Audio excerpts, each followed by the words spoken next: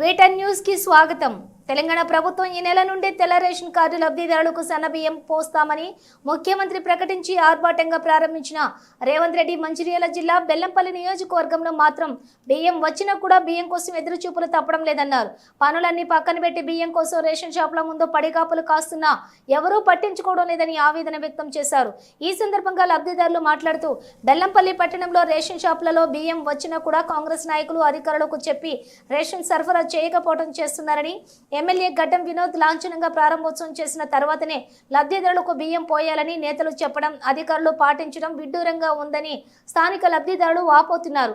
Ration shop డీలర్లను అడిగితే MLA ప్రారంభించిన అనంతరం పోస్తామని చెప్పడంతో లబ్ధిదారులు 2 రోజులుగా వచ్చి మళ్ళీ వెళ్లిపోతూ ఉన్నారు. ఎమ్మెల్యే ఎప్పుడు వస్తాడో, మాకు ఎప్పుడు పోస్తారని పని వదిలిపెట్టుకుని రేషన్ కోసం ఎదురు చూస్తున్నామని, ఇప్పటికైనా అధికారులు స్పందించి రేషన్ సరఫరా చేసేలా డీలర్లకు ఆదేశాలు ఇవ్వాలని అన్నారు. ఎప్పుడు వస్తాం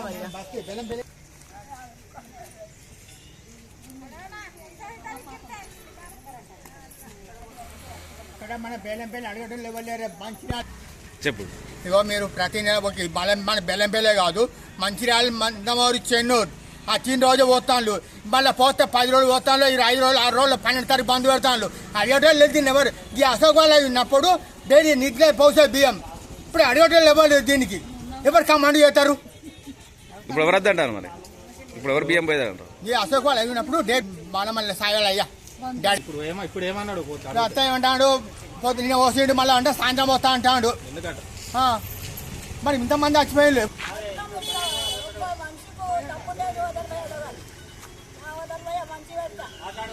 చాలాసేపు అవుతుంది సార్. మరి ఆ మీటింగ్ అంటాను, మీటింగ్ వీళ్ళు అంటాను, మరి ఏమో పోతారా లేదా, ఇదేం మీటింగ్ ఏమో వాళ్ళు రావాలి వీళ్ళు రావాలంటారు. ఏం చేస్తున్నారు? ఎంతసేపు అయింది? అర్ధ గంటకి ఎక్కువ అవుతుంది సార్. గంట అయింది. ఏమంటారు మరి? మరి ఏది ఇంకా ఫోన్ చేస్తే అది లిఫ్ట్ చేస్తలేదు.